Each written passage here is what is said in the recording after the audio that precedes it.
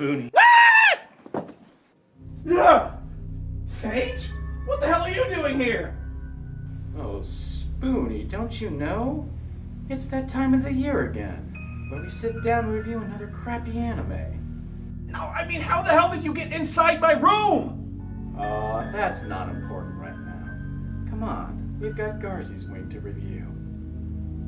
Garzey's? What? No, fuck that noise. I don't even like good anime. Why the fuck would I subject myself to another bad one? Spoony, I expected better of you.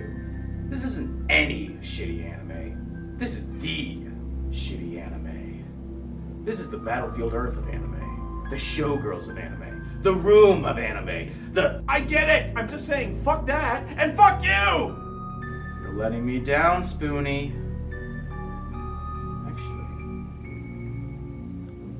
You're letting us down. Us?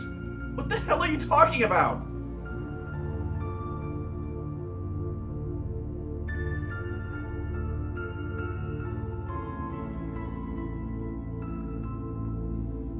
No. You don't mean... Lars? Oh yeah. He just got transferred.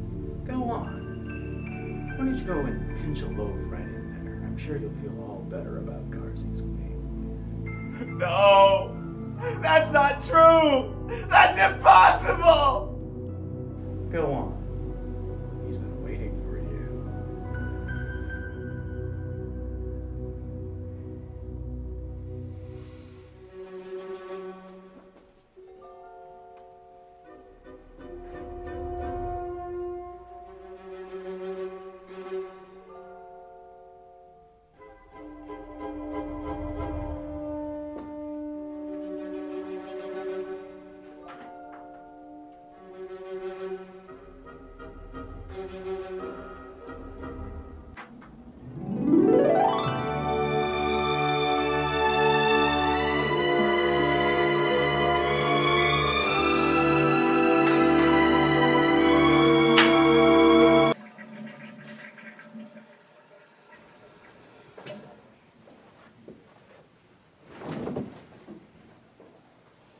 Well, let's do it.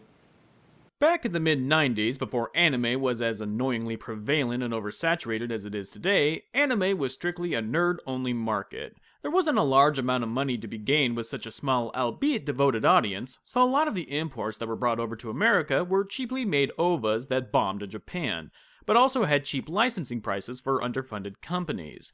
This meant that there was a deluge of poorly animated and dubbed monstrosities that have no business being professionally distributed, permeating the early anime market. Today, you can probably find the last remnants of these schlock titles in bargain bins and overstock websites. You know, if you're that deranged and starved for a cheap laugh. Hey, Benton, don't crap your pants if you see a vampire out there. Get lost. You wouldn't recognize a goddamn vampire if one jumped up and bit you on the end of your fucking dick. So just get off my back. And right smack dab in the middle of all of this is Garzey's Wing, a notorious 3-episode miniseries that is considered by most old school anime fans as the worst thing to come out of Japan since Yoko Ono. Why? It makes no fucking sense! Trust me, you can watch this 1,000 times over and you'd still be completely stumped as to what exactly happened or why. That is, if you don't keel over from an aneurysm first. It's stupid, nonsensical, overwrought, and absolutely baffling. In other words... It's anime. The series begins with our hero, Chris, being accosted by his girlfriend, sister, mother? I have no clue. All I know is her name is Rumiko, and she loves to bust balls. You are so easygoing. We're only a minute into this, people, and already I feel like the show has taken a dump in my brain.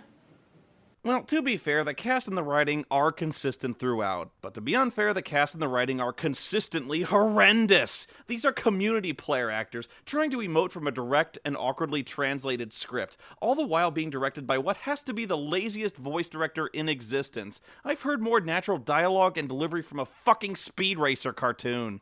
My necklace is rattling. I wonder, could it be the Shiratori Shrine?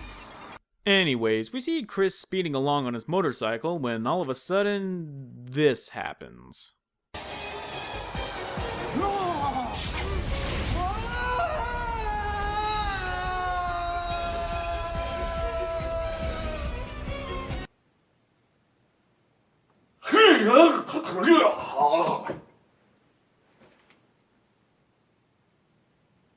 Pussy. What follows is 30 seconds of complete mindfuckery. I can't even begin to summarize what we're seeing here. Keep in mind, we're only a minute and a half into this, and we literally have zero context for any of this. What the? Who are you? A damn ghost? Why do you think this is the work of a ghost? Then who are you? Are you Yamato Takeru no Mikoto? A man is falling down. A young man, isn't he? That's a Dirigo! What? What is going on?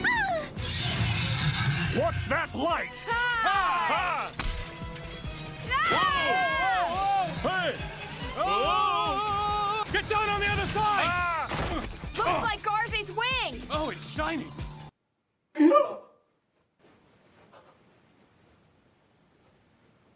Was that so stupid it brought me back to life? Hair of the dog that bit you. So, from what I can gather, Chris has been whisked away from his world into another world to help the enslaved people of this new world from dinosaurs? Oh, and also, Chris has no penis. Yes, it's true. This man has no dick. And just when you think this couldn't be any more incoherent and confusing, the show refuses to let any scene go on longer than a fucking nanosecond. We're barely able to follow along with a story such as it is, when the show completely shifts gears and focuses on inconsequential bullshit. It's only when you sit through the entire thing do you realize just how irrelevant these scenes really are. Of course that's assuming you don't just jettison the disc into the fucking sun like any normal person would. So we find out that the people of this world are enslaved by a king that I think goes nameless, and that Chris is some sort of warrior prophecy here to lead the people into freedom. Only in anime can you find a story so simplistic and yet so baffling. How do you fuck up an archetypal story like this? We meet up with Chris and the escaped slaves in a marsh that's infested with gigantic bug creatures, where we also meet the most annoying pixie since Navi from the Ocarina of Time. Come on! What are you doing? Act like a holy warrior! I have nothing to do with it. You appeared wearing Garzey's wing. Who else would you say you are? Sage, Yes. how much would you charge for killing whoever voiced this abomination? Cheaper by the second. Strange. Little, what's your problem? Do you think I'm weird? I wouldn't go that far. We would. So Chris helps guide the slaves down a raging river that appears out of nowhere, when all of a sudden the show cuts back to Chris back in his world on his motorcycle. Not only does this make no sense whatsoever, but the sudden shift is so jarring I literally get whiplash trying to follow it.